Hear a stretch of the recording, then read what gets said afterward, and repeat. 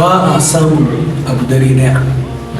Wannan idan na gaya maka zamana da yi tasiri a gurin shi, amma na gaya ma zamana a masallaci har sai aka ce malam kamar na zama nan zuhudu, saboda na tare a masallaci ne a kullum maraja da taimakon mahaifina, wanda a duk lokacin da ya zai iya siyo min nama ne ya kawo, kawai buri shi ne karatu, ba na bukatar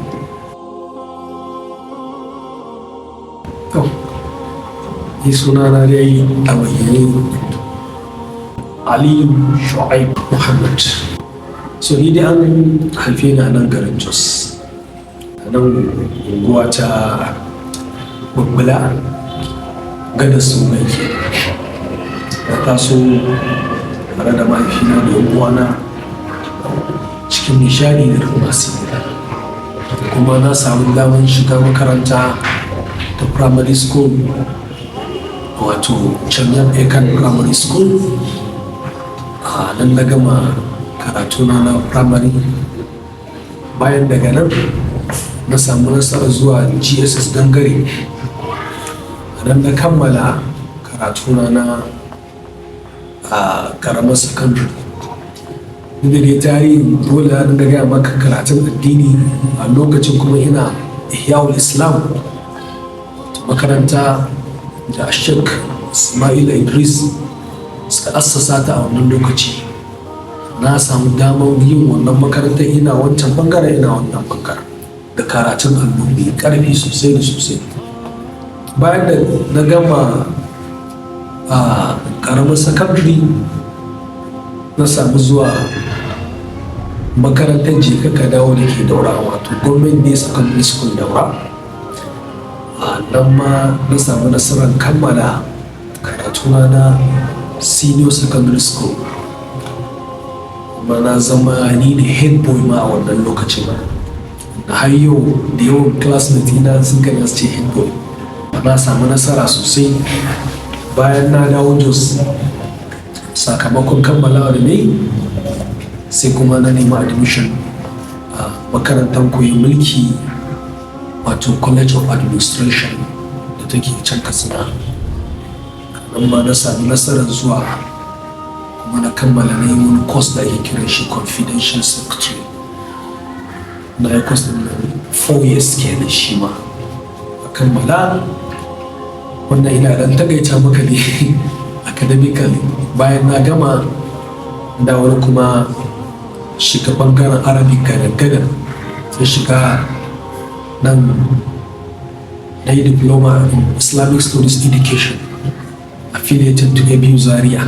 Amma na kammala da shahada mai kyau tare da abokina Abilina Malam Hafiz Aliyu Shuaib, da shi ne ilimi na har muka samu muka gama, wanda na samu bangaren ilimi na Arabiya sosai ta wannan ita diploma da na yi na Islamic Studies Education. An taƙaitan karatu kenan. Gaskiya ne na yi gwagwarmaya sosai da sosai. Na fara haddin Ƙur'ani no allo da gaskiya na yi nisa, musamman daga ƙasa wanda ya shafi daga nas zuwa wala tujari, da wanda akasarin damun karatun allo yakan haura nisa kan.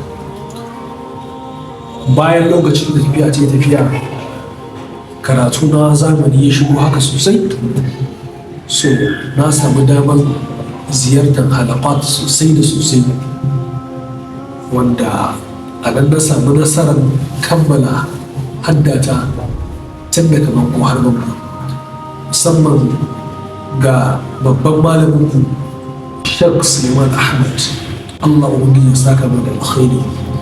Ya taimaka min sosai wajen samun ingantaccen karatu wanda nake yin tasiri a wurin shi, har ya bani extra time. Ina yi daga cikin wanda ya ba extra time na ƙarin samun damar in dinga karatu a wurin shi. Sheikh Suleiman Ahmad,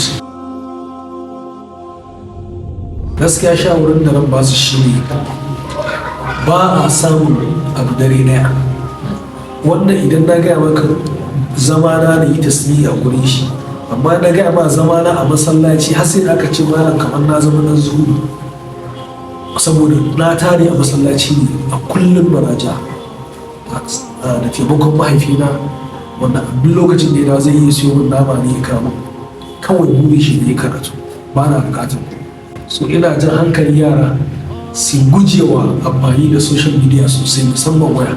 Har yanzu nan ba zan buɗe waya ba da safe sai na yi karatu, ko da yi da daddare ko da yi da asuba idan na gama wa mutane da suke ɗaukar karatu darasi a da safe, sannan da buɗe waya. Ita ce last abin da nake buɗe, sannan yamma na yi na kulle waya ke gaskiya.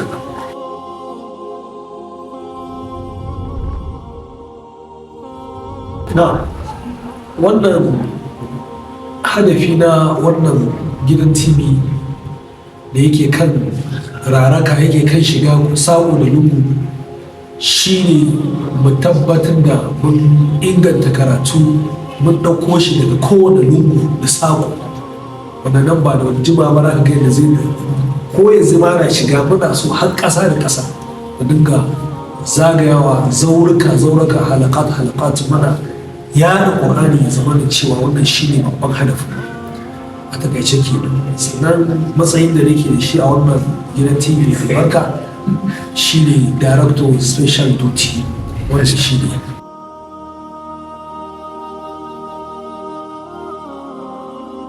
eto ina da shi.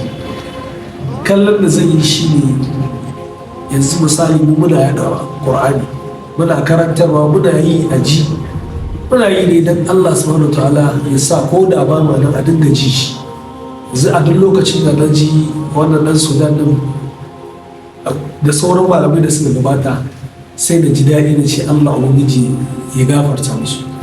Muna fatan Allah subhanahu ta'ala ya sa mutane su dinga fahimtar yaɗa alkhairi shine zaman ka lafiya, domin wata ran baka nan, ko yau ko yanzu ko gobe ko yanzu. So amma alkhairin ka shi ne zai ci gaba da wanzuwa har bayan ranka, wannan shi ne.